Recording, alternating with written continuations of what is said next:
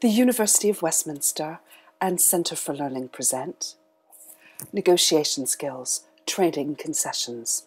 My name is Carolyn Gray, and we met when you attended a workshop called Influencing and Negotiating.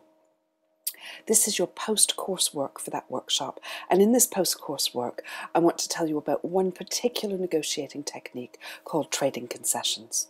Okay, so what on earth do I mean when I say trading concessions? Well, in the proposal phase of your negotiation, it is absolutely essential to make sure that every time you give a concession, every time you get a little less of what you wanted, the other person gives a concession in return. And this is the idea behind trading concessions.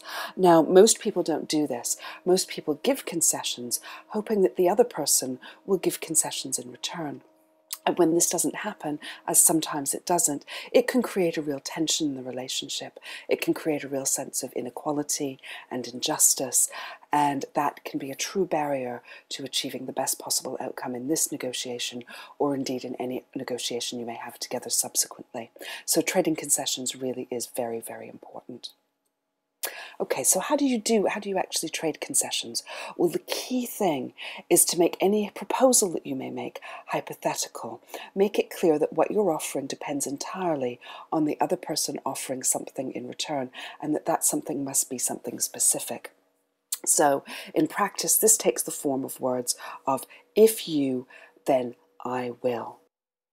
So you may be wondering why this matters. Now, the order of the words really does matter.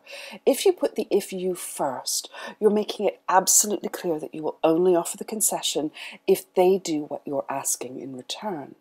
On the other hand, if you say if I, then will you, that's something that sounds very, very much weaker, and it's likely to be perceived as weakness in the negotiation. So to be absolutely effective, your proposal really needs to be phrased as if you, then I will.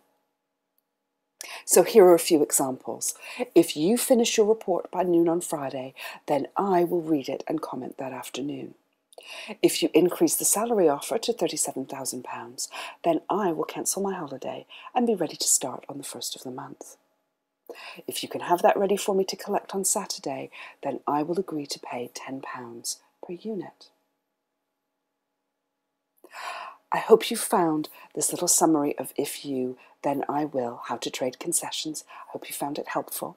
And if you want to get in touch with me anytime, you can always contact me by ringing the Centre for Learning office on 0208 385 7511 or by emailing me care of Shyrose Jessa at shyrose@centreforlearning.co.uk.